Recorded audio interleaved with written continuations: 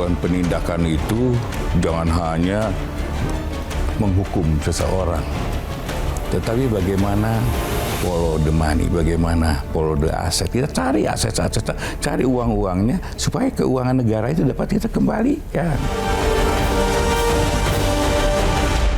Salah satu yang menjadi highlight dari kejaksaan adalah belakangan ini selalu bisa untuk menangkal dan juga bisa memberantas kasus korupsi yang besar-besar. Sebenarnya memang tujuan dari kejaksaan sengaja memprioritaskan kasus-kasus korupsi besarkah? Enggak juga prioritas. Semua kan namanya korupsi ya korupsi gitu. Enggak ada prioritas. Cuma jadi kami menggunakan skala-skala itu gini. Bukan sama prioritasnya sama. Cuma kita kan ada di Kejati, ada Kejari, kita bagi-bagi lah. Misalnya kalau di kami penuh, pekerjaannya banyak, kita ke Kejati kan, di Kejati kan. Jadi bukan hanya fokus di kita aja. Berarti sebenarnya tidak pilih-pilih. Tidak pilih-pilih. Tapi apakah memang menangani kasus-kasus korupsi besar itu menjadi salah satu alasan untuk memberikan misalnya efek kejut di masyarakat atau mungkin menjadi pintu masuk untuk menangkal kasus-kasus besar korupsi lainnya? Yang saya harapkan adalah korupsi itu selesai gitu. Jadi bukan kita hanya represif, hanya kita penindakan. Yang saya harapkan adalah setelah ada penindakan, jangan sampai ada lubang-lubang lagi, sehingga korupsinya selesai. Jadi kalau hanya ya tindak terus, ya nggak selesai. Setelah penindakan bagaimana tidak ada lubang-lubang lagi? Iya, begitu. Oke. Pak Burhan familiar dengan Liga Korupsi yang dibuat oleh warganet? Ya pernah melihatnya aja di TV, oh ini WKS sepak bola aja gitu. Iya, jadi warganet ini membuat Liga Korupsi yang ternyata Liga Korupsi itu paling banyak diduduki oleh perusahaan-perusahaan plat merah, BUMN. Nah, bagaimana agar penegakan hukum ini tidak sampai membuat gaduh di masyarakat? Contohnya Pak, di kasus Pertamina, ketika isu pengoplosan ini mencuat, kemudian masyarakat menjadi tidak percaya dengan Pertamina, mereka ragu untuk beli Pertamina, dan akhirnya BUMN juga yang dirugikan. Betul. Jadi baiknya seperti apa Pak? Betul. Begini Mbak, sebenarnya kalau korupsi itu di mana aja sama gitu ya. Untuk Pertamina sebenarnya tidak ada hal-hal yang yang akan membuat gaduh di masyarakat, tidak. Pertamina itu kemarin memang makanya saya turun. Saya turun memberikan penjelasan kepada masyarakat bahwa perkara ini adalah perkara tahun 18 sampai 23. Artinya kan 2 tahun yang lalu. Jadi masyarakat jangan ragu untuk beli Pertamax. Jadi jangan ragu kalau itu ada. Itu aja yang kami terangkan pada mereka. Sehingga apa? Kenapa kami lakukan? Karena ada pandangan-pandangan di masyarakat yang bahwa minyak Pertamina adalah oplosan. Padahal untuk tahun 24-25 kan tidak arah ke situ. Itu udah bagus. Jadi masyarakat jangan terus antipati dengan membeli produk Pertamina, sehingga akan merugikan Pertamina, kan begitu. Tapi sebenarnya Pak, ada nggak sih kewajiban dari pucuk pimpinan institusi, misalnya berarti Kejaksaan, Pak Jaksa Agung, untuk turut menjaga bisnis operasional dari suatu BUMN apabila memang ternyata ditemukan ada oknum korupsi di situ? Ya, tetap harus, kalau kita harus menjaganya, Mbak. Tetap kita warga negara Indonesia yang tentunya BUMN itu punya negara, artinya lagi kita ada kontribusi masyarakat di situ, mungkin duit uang masyarakat, karena kan dibentuk oleh negara, dibentuk oleh modal negara, artinya ya tetap harus ada. Berarti itu juga menjadi salah satu tantangan ya Pak untuk pemberantasan korupsi. Betul. Karena mesti ada langkah lanjutan yang dipikirkan jika memang sudah ada oknum di tubuh BUMN. Tapi di satu sisi operasional harus tetap berjalan. Dan kami kan ada kerjasama dengan Kementerian BUMN, BUMN bersih-bersih itu yang bersih-bersih BUMN. Nah, Pak Burhan ngomong-ngomong soal bersih-bersih BUMN, ada undang-undang BUMN yang baru, tepatnya di pasal 9G ya Pak, mengenai anggota direksi BUMN, Dewan Komisaris dan juga Dewan Pengawas. Ini berarti apakah mereka akan semakin sulit untuk ditindak oleh APH? Apakah kejaksaan ada celah untuk masuk Pak? Pertama kita sedang mengkaji dulu soal, kita kaji dulu, kemudian saya dengar ada juga masyarakat yang melakukan gugatan di MK. Kita tunggu perkembangannya. Walaupun insya Allah tujuan kita hanya satu, dalam rangka mengamankan keuangan negara. Soal nanti cara masuknya kita lihat nanti. Berarti juga sama-sama melihat bagaimana definisi dari keuangan negara, kerugian negara, kemudian dikaji, sekaligus nanti akhirnya diputuskan kejaksaan akan seperti apa. Atau mungkin ada dari pasal-pasal lain, misalnya nanti kejaksaan masuk dari KUHP. Kita pasti Mbak. Karena gimana pun juga ada keuangan negara yang ada di situ yang perlu kita selamatkan. Itu aja. Intinya itu saja, terlepas apapun undang-undang BUMN yang baru. Karena sebenarnya Pak ada kontradiktif Pak antara pasal 9G dengan penjelasannya. Bisakah dari penjelasan itu dijadikan dasar untuk penetapan tersangka? Nanti kita kaji.